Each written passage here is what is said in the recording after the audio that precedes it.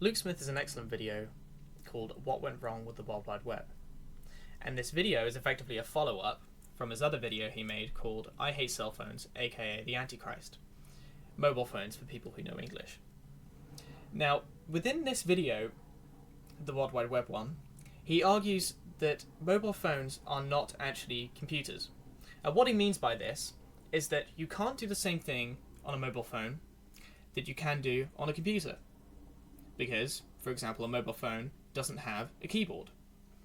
It's much, much more difficult to do any productive tasks on a phone. Like, for example, there's a Word application, like a Microsoft Word application for mobile phones. Okay, it's terrible. The experience of, or not experience of, but the ability to be productive on a phone is absolutely awful. It's terrible because it's not designed for that. It's designed for consuming content.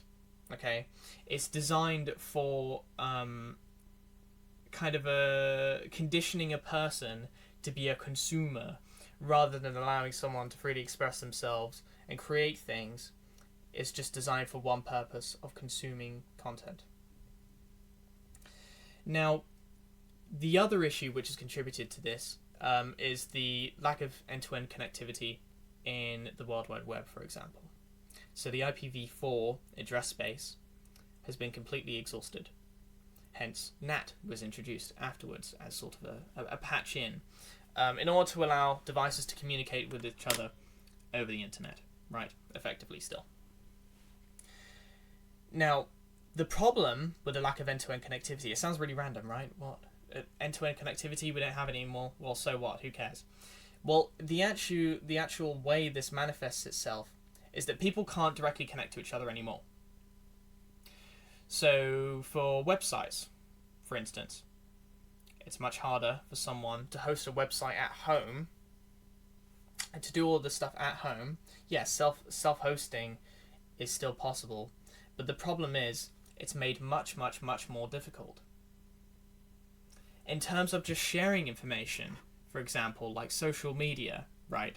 Instead of devices connecting directly to each other to exchange this information, instead we have centralized points, effectively, where all devices connect to, and it's all shared. A server, in modern terminology, that's how it's kind of sold as. It's a server. Think, for example, something like Facebook, right? So people go on Facebook. There's loads of other stuff there. People have like local pages and sites and stuff like that for like village news and all this other stuff. But why does that all have to be on Facebook? In fact, the problem with it all being on Facebook is the fact that there's now a centralized point of control for all of these different things. And as we've seen with all the censorship on Facebook and the people who run it, it's always been a huge problem. The fact that all of this is controlled in one centralized point. Now the issue is that people will be, for X.com, for example, people say, based on red pilled, Elon Musk is running it now. Yeah, but now you have to pay for all of this stuff, and X.com still tracks you. You know, there's still loads of scripts in there, and everything is designed to track you in order for them to make money. So all of this centralization, the problem isn't the people running the centralized points. The problem is that the centralized points exist in the first place. And they exist because the end-to-end connectivity is effectively built into the internet. In the current situation of the internet, the extreme lack of end-to-end connectivity. So that's sort of outlining the application side of things. In terms of the actual internet, the hardware on the internet, the problem with the internet in general is that it's planned. In that the hardware, all of the hardware that makes up the backbone for the internet, is centrally planned by government. Now, the issue with this is that when such a thing is done, and when the funding comes from government agencies, they always have an agenda. The agenda is always control. So, for instance, within the United Kingdom, or Cornwall, in Bude, some transatlantic cables come in from the United States. They land in Bude. Who else has a huge station in Bude? GCHQ, partly funded by the NSA. Operation Tempora, which was leaked during the Snowden leaks, documents a effort which was in 2011, mind you. Okay, how many years is that? Like 13 years ago? 2011, they were collecting and storing all the information over that fiber cable for 30 days. Allegedly. Okay. That was 13 years ago. 13 years ago. So, all of this information is collected at every possible opportunity. It's not just Bude. It's every single point in the network where it can be possibly done.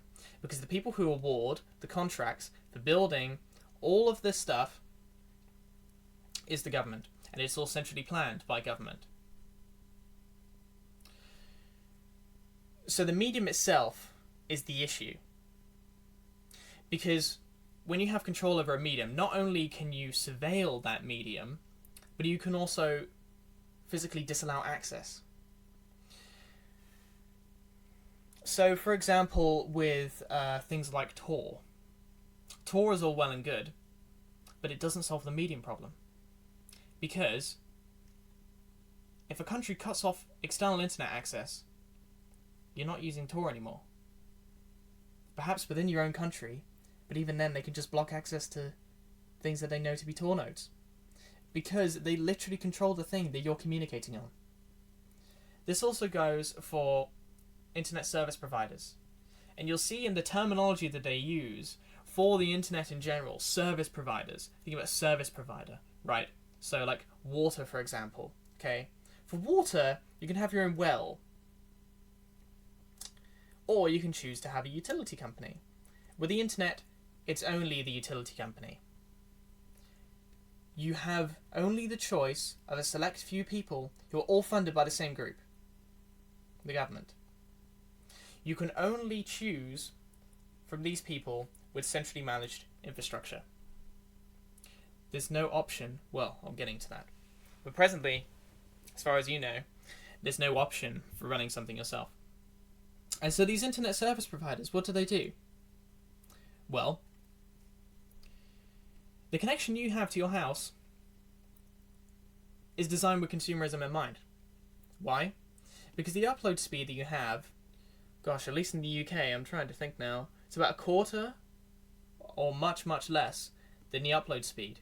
Oh, sorry. The upload speed is about a quarter of the download speed. There we go. Much, much, much smaller. Again, this makes self-hosting much more difficult because you're literally not able to have the bandwidth to do something like that. You are designed to download, not to share. You're designed to use a central point of control, not to run things yourself. And so, well, I've outlined all of these things. What is the solution? Okay, and like I said before, with water, you have a utility company, or you can get water yourself. Okay, what I'm proposing that you use is effectively having your own well for communications.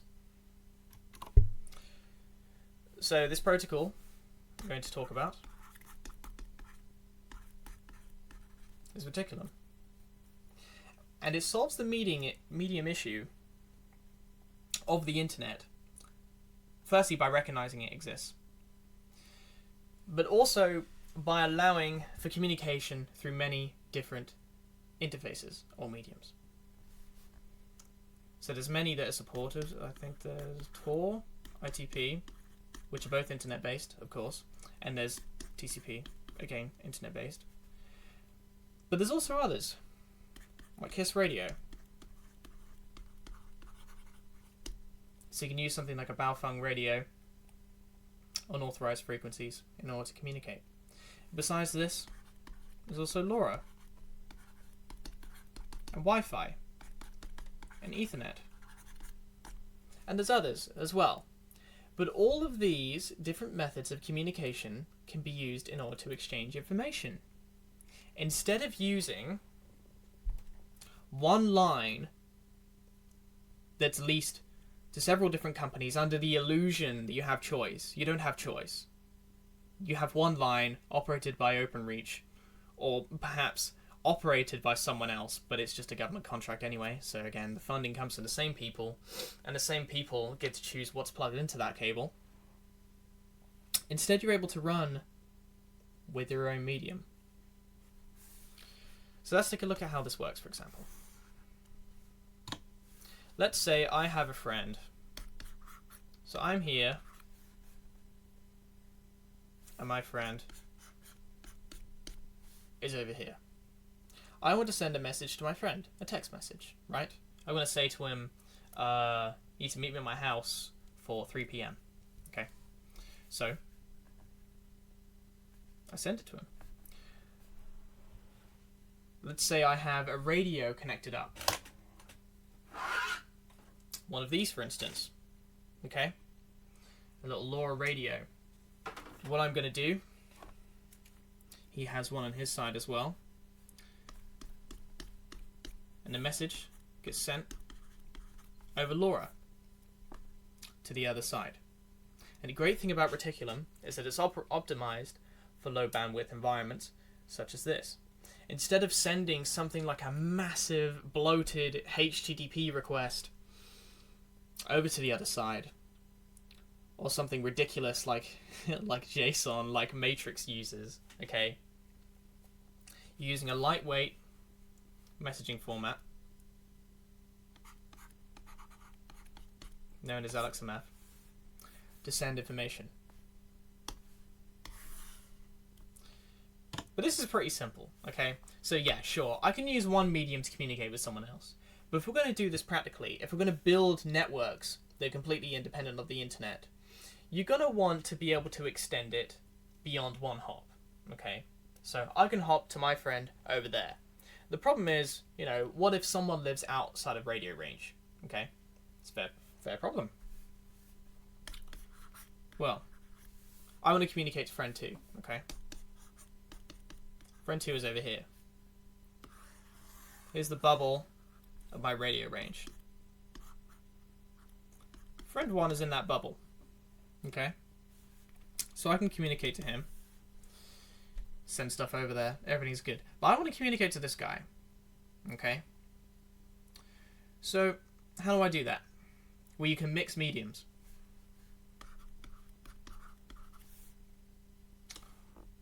I'm going to send a message to him.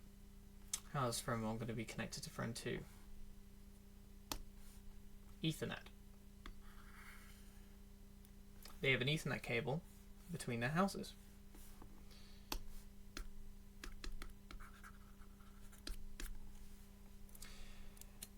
And so Reticulum is able to hop between mediums on the fly in order to route things where they need to go. Granted, this friend needs to be marked as a transport, which can be configured within the protocol itself.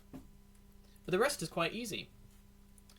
Whenever I communicate with him, he knows if it's addressed to friend 2, he sends it on. And that's it. All of these things are built into the protocol. Instead of being add-ons in the application layer, like we have with email, for example, with GPG. And that goes for encryption too. All of these things are baked into the protocol, including encryption, as I said, in order to make it a sort of cohesive platform for someone to communicate in this manner. And this can go beyond just these two as well. It can go even further to another friend and another one. Another Ethernet connection, a Wi-Fi connection.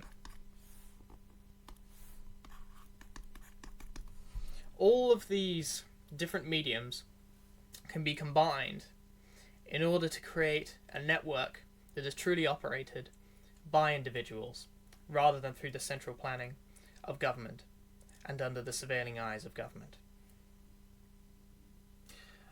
I've left links below to the write-up of the creator of Reticulum, which is used as inspiration for this video. and for the video I spoke about at the start.